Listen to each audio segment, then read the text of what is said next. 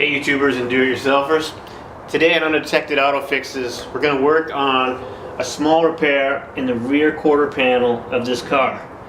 Once I sanded it off just a little bit to see what was going on, it looks like it's already been fixed once, which is a little disconcerting, but we'll check it out, get it down to bare metal, and then make a decision about whether it's just Bondo or a wire mesh patch.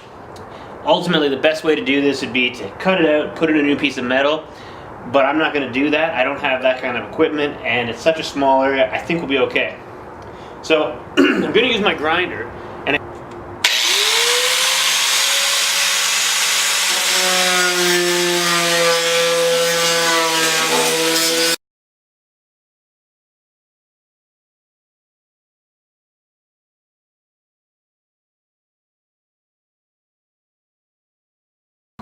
now we'll hit it with the 40 grit and smooth it out a little more. So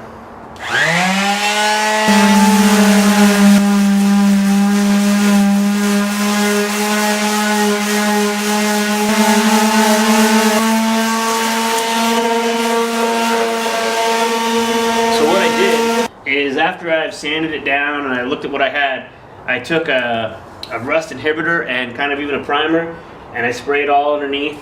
I sprayed in the two different screw holes that hold the bumper on back here. There's a couple underneath. I sprayed up into those, and I sprayed this whole general area with a rust inhibitor. It's also a primer. I'm not worried about the looks because that's covered by the bumper. I'm going to hit this with Bondo and then paint and top clear coat and all that kind of stuff. So I'm not worried about how it went around, but I'm just trying to make sure I get inside here in case there's any rust or any more moisture or flaking. Then this primer and rust inhibitor will stop that dead in its tracks, and it'll, at least it'll slow it down. Nothing's going to stop it once you start getting rust, actually. So once that happens, then we're in much better shape to go on. After you're done cleaning the area, I like to use Dawn dish soap for that. It takes off all the grease and the grime and any dirt that's left. Some people say it'll even take off a little bit of the wax. That's okay, because I'm going to be painting and then clear coating and bondoing and all kinds of work on this car. But what I like to do, just to make sure you have any oils off so that you get a good adhesion with your Bondo, is I just take a little bit of rubbing alcohol. Okay, it's going to dry really quick. It's rubbing alcohol. And you take your rubbing alcohol and just wipe down the area, just to make sure that there's no contaminants or anything on there that's going to affect your adhesion.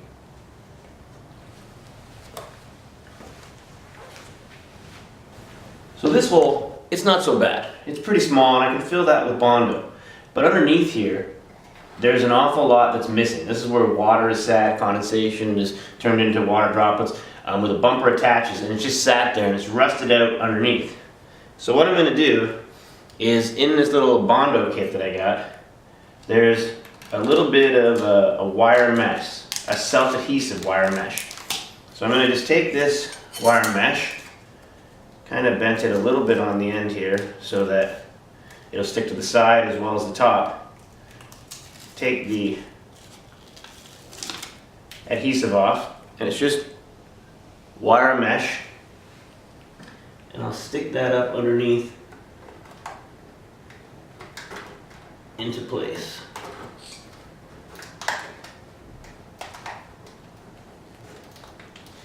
This way, it gives something for the Bondo to adhere to and fill in.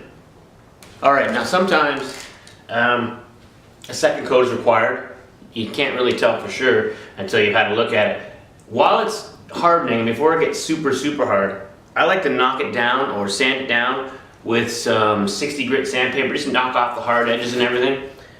You don't have to use a mask. It's a little bit of overkill, but if you have one, I strongly suggest you use it, because this Bondo stuff is a big mess.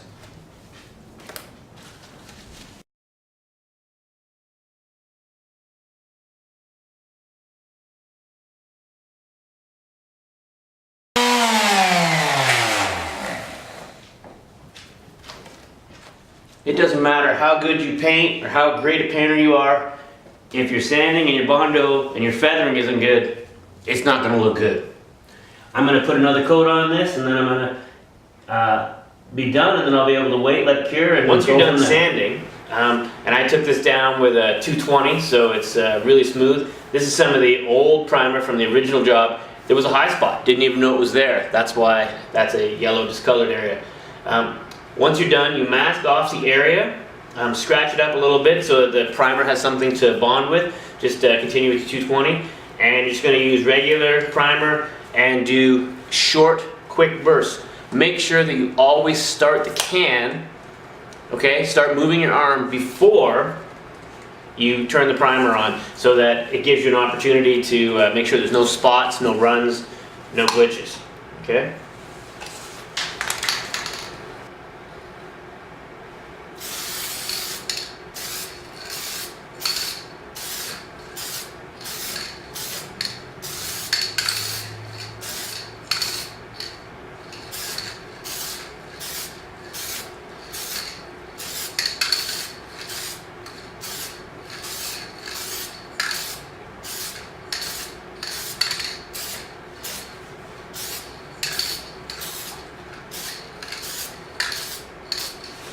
All right, that's good. That's coat one. We'll let it dry for about 10 minutes and come back and hit it again.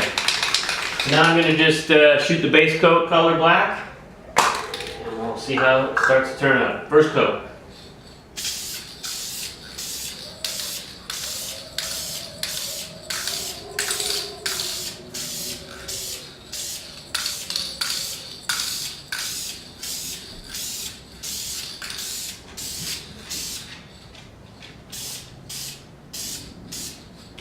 All right, there's the first coat.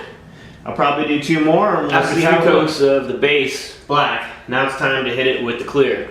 Clear is pretty easy to use, but you still have to follow the same rule of thumb, and that's give it a little bit of distance, start the can before you press the trigger, and put it on in short, even strokes.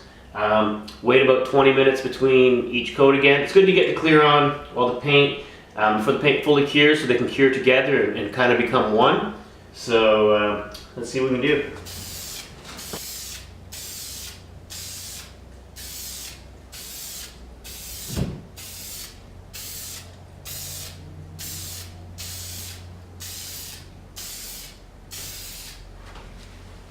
After 4 coats of clear, it looks pretty good. Tomorrow I'll wet sand it down with a 2000 grit and just take off a little bit of that orange peel look. And we're going to be good to go. Then all I have to do is put the bumper back on. After about 24 hours of putting the clear coat on, just kind of clean the area off. Make sure it's nice and clean of all the debris. And then you're going to just do a quick wet sand with 1500 sandpaper. Make sure the area is nice and wet. Make sure your sandpaper is nice and wet. And you're not trying to do anything crazy, you're just taking off the orange peel, it's called, kind of a stippling from the clear coat. Just going to make it a little bit smoother, a little shinier. And again, using 1500 sandpaper. Okay, once you've done the little sanding, then I'm going to get my buffer out and buff it down with some rubbing compound, just to bring up the shine a little bit. What I did is I put some rubbing compound on my buffer and just kind of matted it onto in place.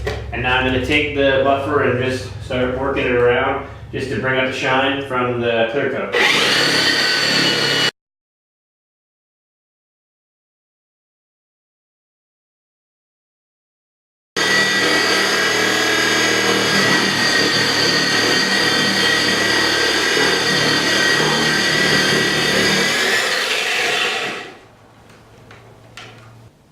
Now I'll be the first to admit, it's not perfect, it's not a professional job, but it just saved me about 700 bucks. Don't bother waxing it, or actually don't wax it at all until you wait about 30 days, unless you have a professional wax that says you can wax right away after the clear coat. But give it about 28 to 30 days before you wax it if you don't have the proper wax.